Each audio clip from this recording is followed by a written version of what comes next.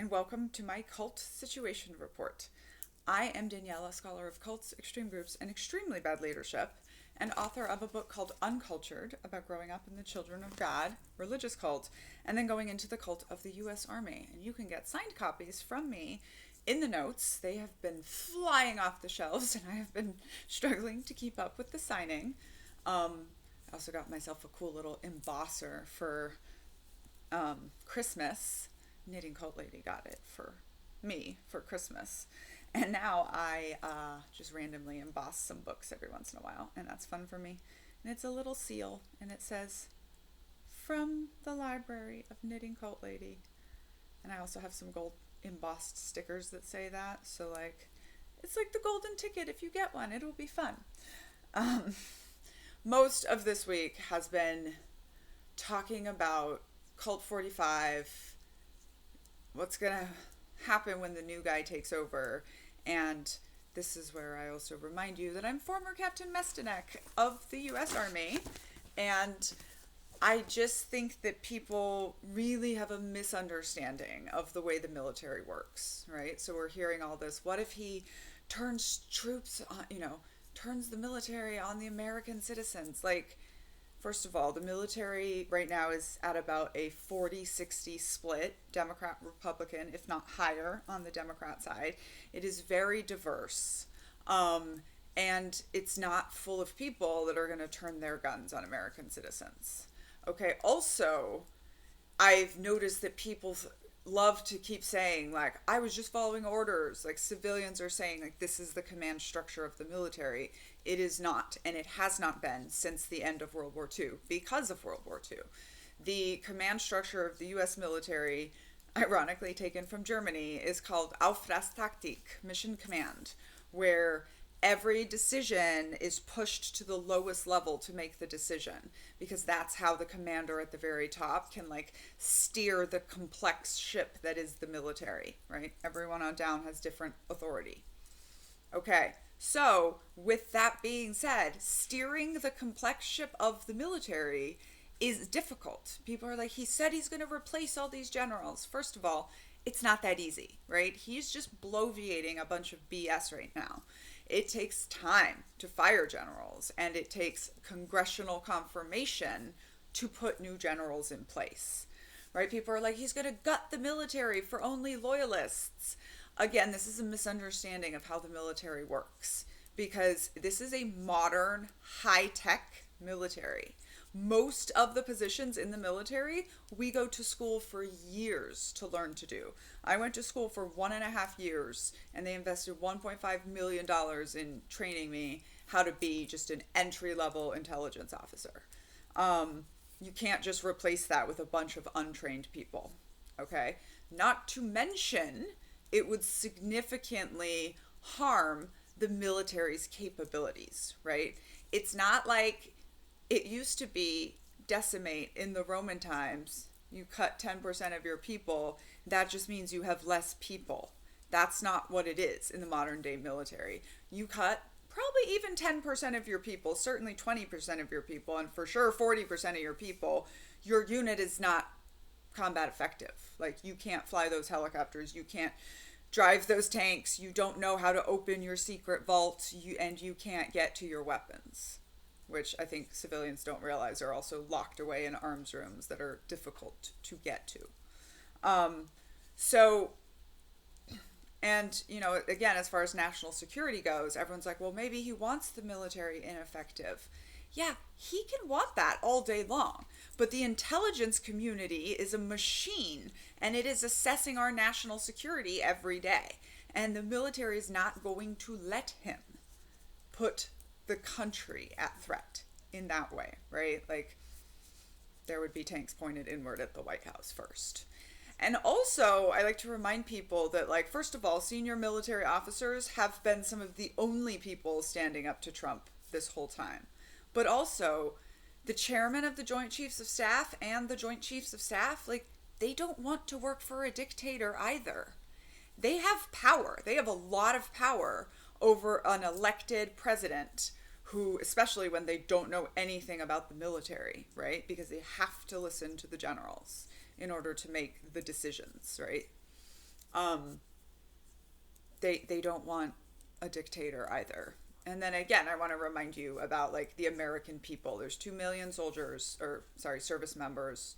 DoD is Department of Defense is about 2 million people. So they're not all in uniform, but and they're like your sons, your brothers, your daughters, your sisters, your cousins, your moms, your dads. Like they're not going to come turn their guns on the American citizens. I that's not what we need to be afraid of right now.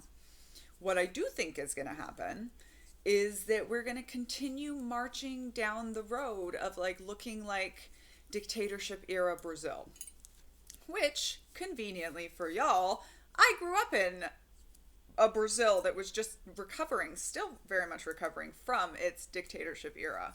And what I mean by that is there's going to be slum villages, right? As the homeless problem just keeps getting worse and worse. Eventually there's a tipping point and they have to like build themselves a permanent slum village.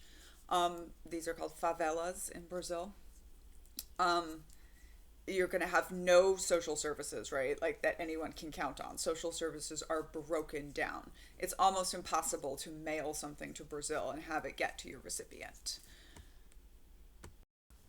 This is what they're trying to do now. The post office make it so bad that Americans want Jeff Bezos to buy it as he's trying. And then the world is owned by billionaires because they're all now on their race to become trillionaires. It's so ridiculous. I think we see a lot of more rapidly increasing stratification between the rich and the poor. Certainly with Luigi Mangione and the health insurance CEO guy, we saw people not tolerating certain things and very interesting stuff that might be going on in the country as people maybe decide to fight back. But I remember when I landed here from Brazil and I was 14 years old and I'd never been to the US before, and it was just so shocking to just see big like 4-5 bedroom houses just out on the street, because you don't really have that in Brazil. You have a cement wall around your fancy property and topped with, they were switching from glass shards to electric wire when I was leaving there in the early 2000s. That's what I think we're going to see. And I think we need to, number one, like not be jumping straight to apocalypse scenarios. Like that doesn't help anyone except people who want to control you. Don't listen to people about the military if they haven't been in the military right now. Just like, please, like it's a very complex machine and it's not run the way all the stereotypes that are going around are. I also keep seeing people saying like 50% of the military are MAGA. Like, no. And that's the other thing that I want to like really lay out for people. It's like, so then we talk about, well, what happens if he doesn't leave? Okay, I'm scared for free and fair elections. I'm not sure that will happen, but he will have to leave office. He's not going to be able to change the Constitution. That takes 2/3 of states and a lot longer than 4 years usually. Good luck getting states to agree on anything right now. And he's going to have to leave in 4 years. Oh, this is a good one that someone made a comment, and I think it's the best argument, that like if they try to change term limits to let him run, anything that lets Colt 45 run again also lets Barack Obama run again. And the Republicans don't want that. So, but if he tries not to leave at noon on January 20th, the military belongs to a new president and they will just come remove him from the White House. And so he's not going to do that, obviously. But, and for everyone's fear that like, oh, well, the military will support him. I mean, okay. But in the Game of Thrones, you either win or you go to jail for treason for the rest of your life. The military is very complex, highly skilled, integrated with allies all over the world. Like, you're not just, Donald Trump can't just break the US military. And I think there's a big difference between people who voted for him. Now, I think veterans and active duty military who voted for a traitor are absolutely despicable, but I don't think that they are going to be willing to commit treason. And we have to remember that while the president might be immune, nobody else is. So, and by the way, this is tested all the time, right? The US military is testing itself all of the time to see where the holes are in. In order to pull off a coup, you need everything to go right, and you need to really know what you're doing, and it's just not going to happen. Another thing I've been seeing is all this fear mongering about, okay, a draft. You know, Arizona or Oklahoma is trying to pass or has already passed a thing where they're trying to like mandate military service if you're not going to college. And like, I think y'all don't realize, and people are like, oh, there's just going to be a draft everywhere. Like, the logistics of that is insane. Right now, our giant military is 2 million people strong. There are 340 million Americans. Like, they can't handle the influx of that. They couldn't even handle the influx of just Oklahoma. Like, that's not, it's not a thing. And for other reasons, I don't think we need to be afraid of a draft, but just the logistics. This is the same for mass deportations. The logistics are astronomical. And this is also the same for people who keep saying, oh, he's going to declare martial law. And like quite literally enforce it with what army? 2 million against 340 million? No, the people win. So I think people forget like the scale and size of America and just how many people we have. And, you know, I keep saying this thing about the analogy of the frog in the boiling pot of water. Like, but if we wake up and we jump out of the pot, now you have 340 million frogs jumping around your kitchen and you're not getting anything done, even if you are a billionaire. So, you know, we can push back. There's a lot of things that we can do. And the entire system of America doesn't just break down because a garbage person is president. There's so many systems, so many checks and balances. He's going to test them. He's going to try. He's not going to succeed. And my final thing is like, maybe this doesn't give you peace, but it gives me peace that like my friends are battalion commanders in the military. These dudes and chicks that you read about in my book, I would be a battalion commander. I would be a lieutenant colonel if I had stayed in the military. So, like, I know these people, and I know they are not going to obey unlawful and immoral orders. And as I said, the military trains on that all the time and what that means. And by the way, it's fun to say no to your military boss. As the intelligence officer, I got to do that quite a lot. Be like, nope, sir, you can't do that. And it's fun.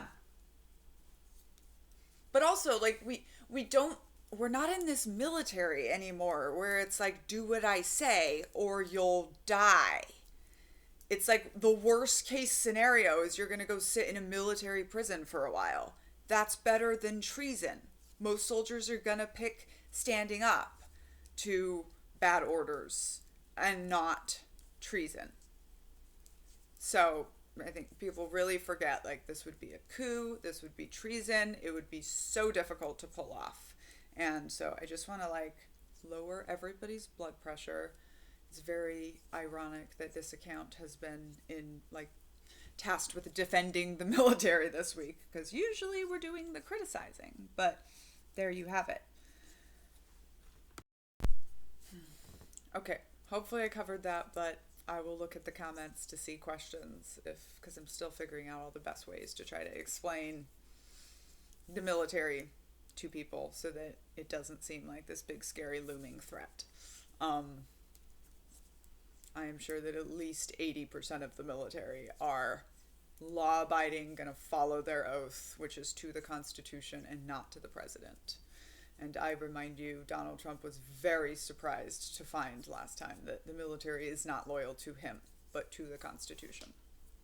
To defend America against enemies, both foreign and domestic. Okay, so moving on, I got a challenge from a Mormon who was like, all you have to do to leave the Mormon church is just go ask a bishop. It's not true. Because I was making some video about how it's hard to leave cults. And he like just went on and on. So I was like, okay, let's have this conversation. And the thing is, first of all, if they have to tell you you're free to leave, you're probably not free to leave. Like, nobody has to come up to me in the grocery store and tell me that I'm free to walk out anytime, because I just am. Right? So this is like anyone who calls himself a nice guy is not a nice guy, right? Or when like the Oompa Loompas keep telling you that their life is so great and you're like, I didn't even ask. Like, it's a little suspicious that you're coming here to tell me that. So if they have to tell you you're free to leave anytime, you're not free to leave anytime. And then if you have to ask permission to leave, this is so that they'll get rid of your records for you non-Mormons, so that they won't harass you with missionaries for the rest of your life. But it's apparently very difficult to get your records removed. It absolutely is it not that you only have to go ask the bishop. People have to hire lawyers and use harassment law to get Mormons off their back once they're ex-Mormons. And my thread on TikTok is just full of Mormons sharing their stories. Because of course that video went viral because a bunch of ex-Mormons were like, no way, this is not how it is.